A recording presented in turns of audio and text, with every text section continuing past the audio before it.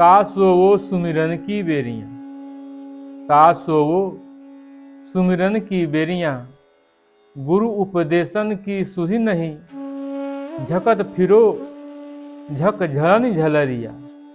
काश वो सुमिरन की बेरियां, गुरु उपदेश संदेश कहत हैं, भजन करो चढ़ गगन अटरिया।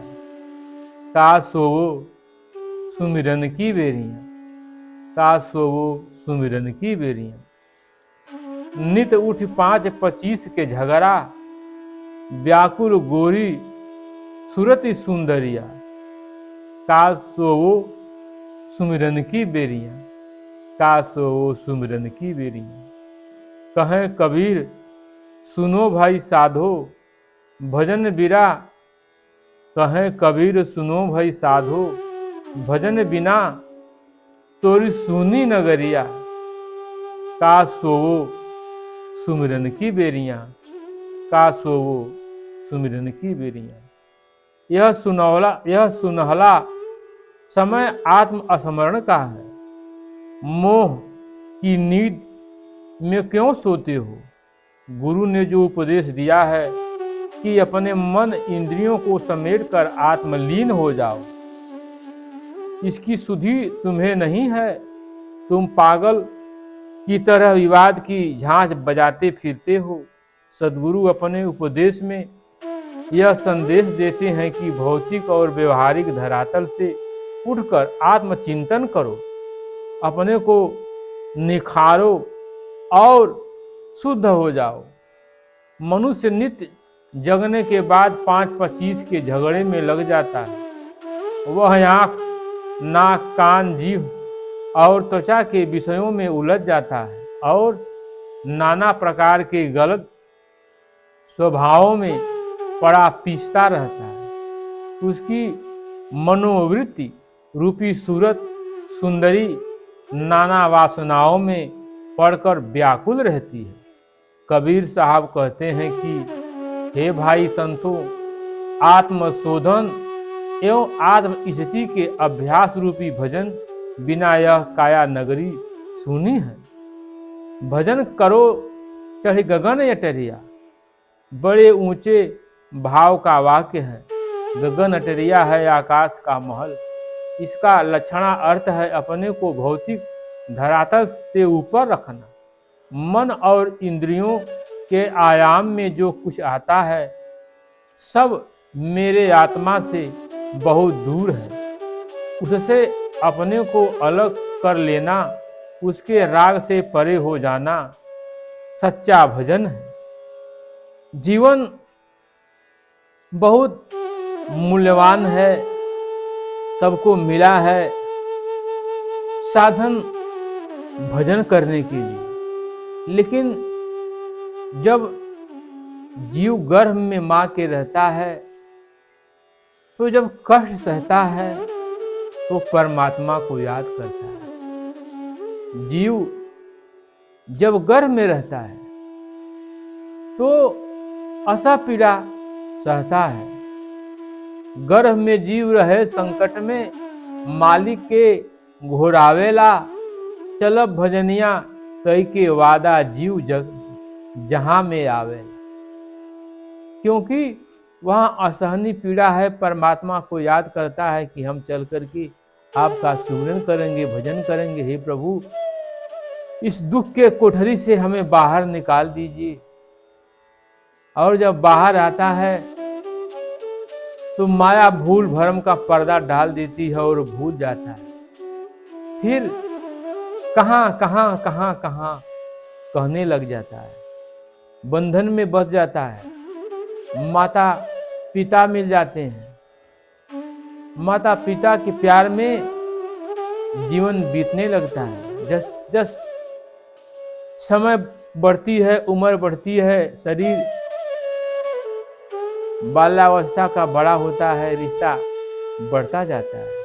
पिता मिले, माता मिली, भाई बंधु तमाम सांसारिक रिश्तों में फंसने लगता है और फंसता ही जाता है। आगे जब युवा हो जाता है तो माता पिता विवाह कर देते हैं, अब तो दुल्हनिया आ गई। दुल्हनिया के नखरे में फंस जाता है। फिर सारा जीवन उसी में लग जाता है। बच्चे हो गए, बीवी आ गई तो बच्चे हो गए। अब उन्हें खिलाओ, पढ़ाओ, उनका पालन पोषण करो, सारा जीवन उसी में लग जाता है। और वही बच्चे जब युवा हो जाते हैं, उनका विवाह हो जाता है, तो अपने अपने पत्नियों को लेकर के अलग हो जाते हैं। फिर वही बूढ़ा और बूढ़ी बचते हैं। फिर क्या है, कोई सर्विस कर रहा है, कोई व्यवसाय कर रहा है, कोई अपना परिवार लेकर दिल्ली चला गया, तो कोई परिवार लेकर कलकत्ता चला गया। घर पर केवल बचे बूढ़े माता पिता, उनको कौन पूछने वाला है। अब क्या, अब तो आपने सारा समय संसार के लिए गंवा दिया। जो करना चाहिए था वो नहीं किए, और वो भी लोग आपकी सेवा में तत्पर नहीं है, वो भी माया में भूले हुए हैं। उनका भी क्या दोष है, क्योंकि जो जिस माया में आप भूले थे, उसी माया में वो भी भूले हैं।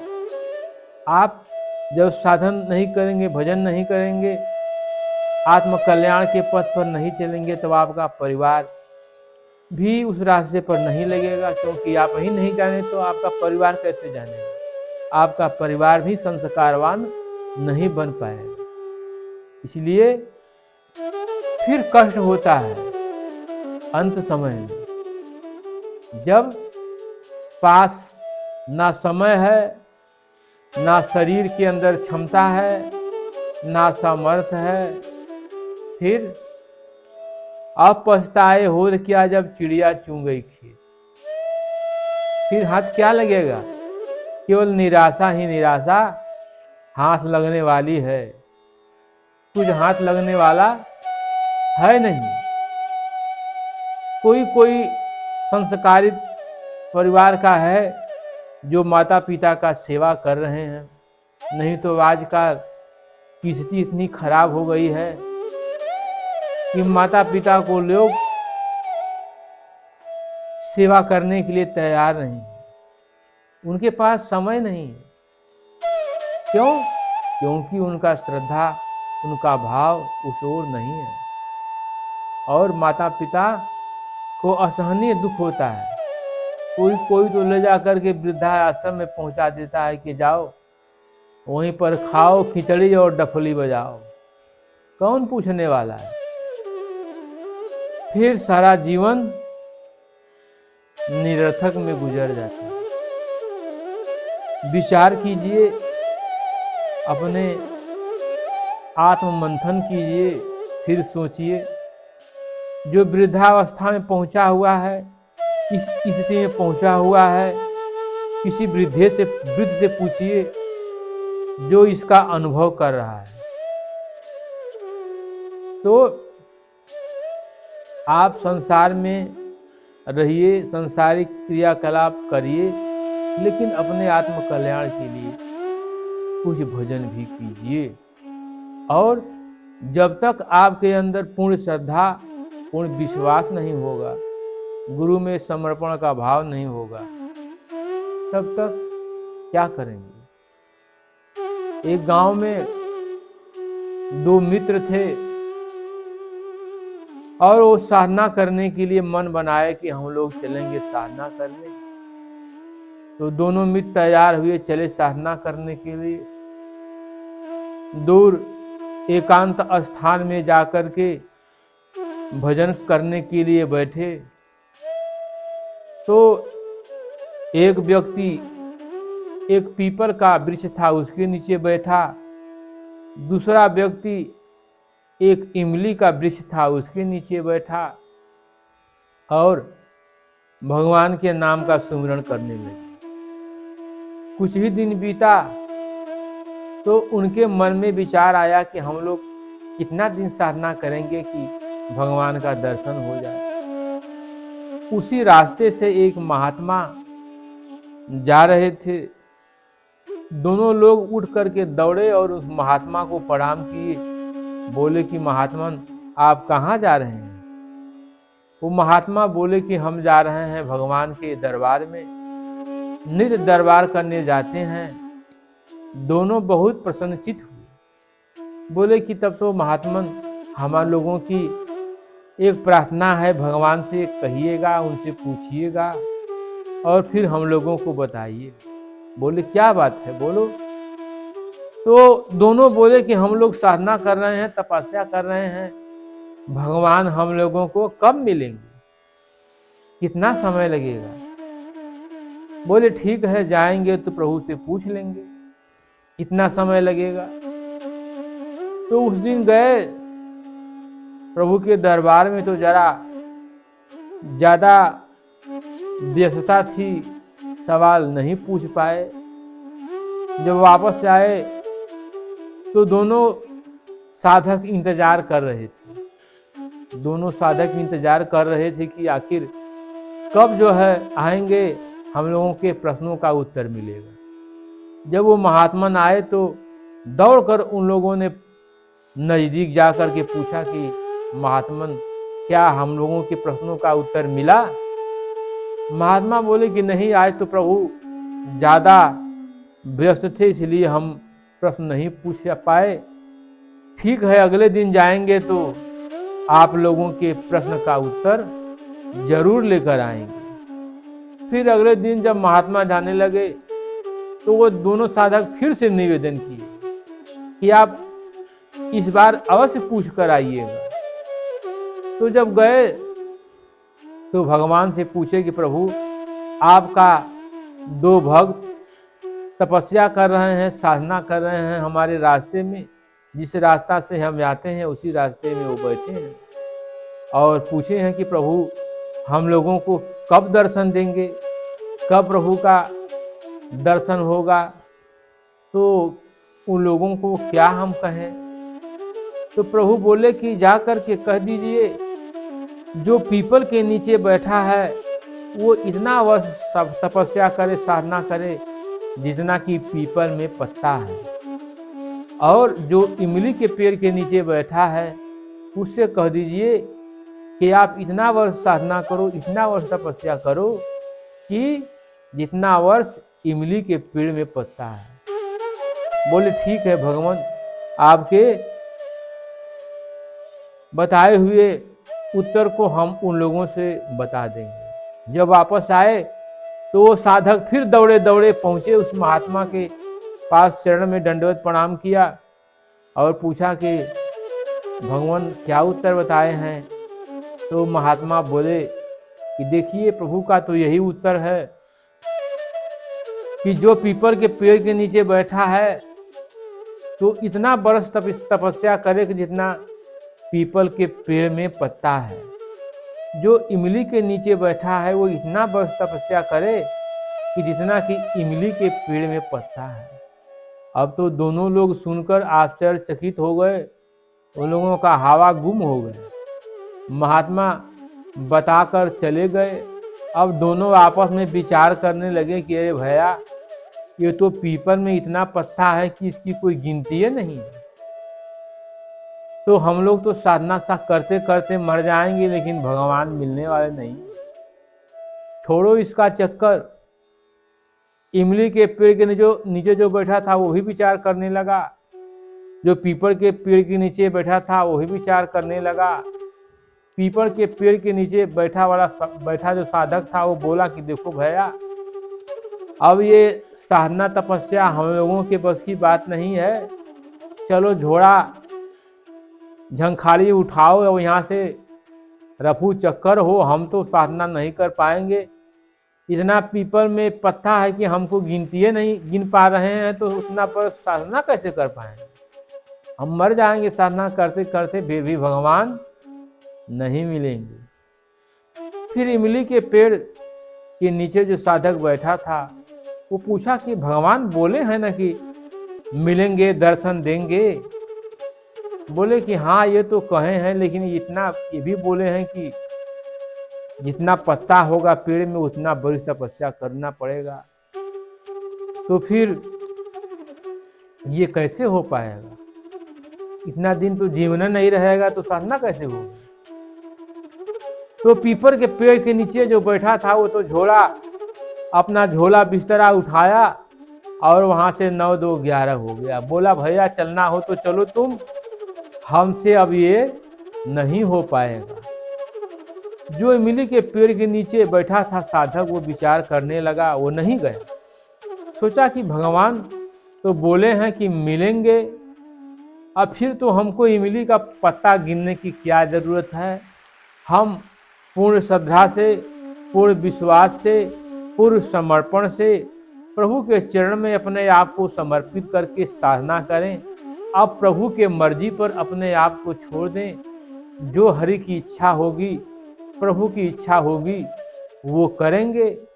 ये जीवन तो स्वयं ही नासवान है। यहाँ अगर इमली के पेड़ के नीचे मरते हैं तो प्रभु के साधना भजन में अगर हमारा शरीर छूट जाता है तो इससे अच्छा क्या होगा? वहाँ भी तो जा कर के मरना ही है। ऐसा तो है नहीं कि हम यहाँ से चले जाएंगे, जहाँ हमारा मित्र गया है तो वहाँ मृत्यु नहीं होगी, वो मृत्यु से बच जाएगा। मृत्यु संसार में सबको आनी है, फिर मृत्यु से क्या डरना।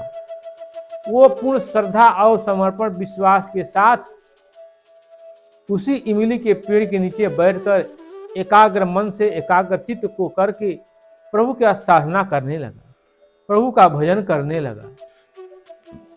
भजन करते करते प्रभु की दया दृष्टि उसके ऊपर हुई। प्रभु तो केवल परीक्षा ले रहे थे, उसके भाव को देखना चाहते थे कि इसकी कैसी श्रद्धा है, कैसा विश्वास है हमारे ऊपर, ये टिकता है कि भाग जाता है।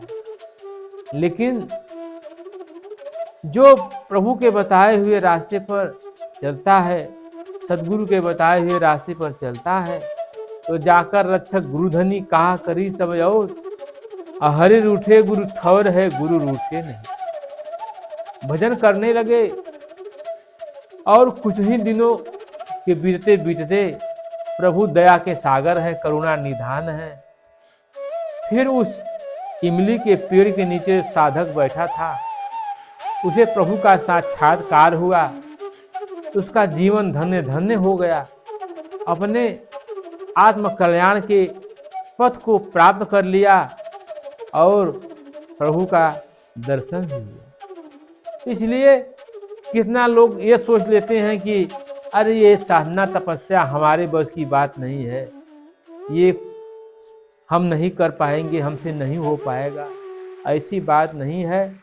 आप पूर्ण विश्वास के साथ, पूर्ण श्रद्धा के साथ लगेंगे, भजन करेंगे, सुमिरन करेंगे, तो करत करत ये अभ्यास से जन्मत हो सुजान, अरसरी आवत जाते सिल पर बनत निशान।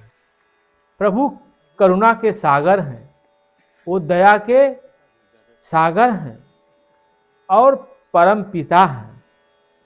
पिता अपने पुत्र से सदा प्यार करते हैं, उनकी कृपा सबके ऊपर बरसती है। लेकिन थोड़ा ठोकना तो जरूरी है, क्योंकि आप बाजार में ये घड़ा खरीदने जाते हैं तो कुछ ही पैसे का मिलता है, लेकिन उसको कई बार ठोकते हैं, ठठाते हैं, ये कहीं फूटा तो नहीं है। इसीलिए परमात्मा भी अपने भक्तों को थोड़ा ठोक ठाक करते हैं। गुरु कुम्हार शिष्य कुंभ है, घड़ी घड़ी काढ़े खोट, और अंदर हाथ सराहें बाहर मारें चोट। तो प्रभु की दया अंदर है, लेकिन बाहर से थोड़ा परीक्षा, थोड़ा डांट फटकार मिलता है, फिर भी प्यार ही है, दुलार ही है। जो डांटता है वही दुलार भी करता है, वही प्यार भी करता है।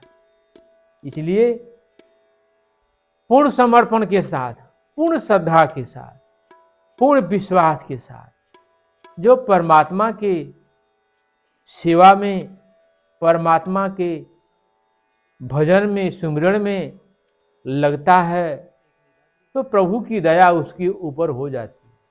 आप सब कुछ अपने प्रभु के ऊपर समर्पण कर दीजिए, फिर आपको चिंता करने की क्या जरूरत है। सब कुछ जब समर्पण कर देंगे तो सब कुछ प्रभु के ऊपर हो जाएगा। अभी उनकी जो इच्छा करेगी वो करेंगे, फिर आपका काम सहज हो जाएगा, सुलभ हो जाएगा और आप बड़े ही प्रेममय भाव भक्ति से जब लगेंगे तो प्रभु की कृपा का पात्र बन जाएंगे और उस दीनानाथ की दया आपके ऊपर हो जाएगी।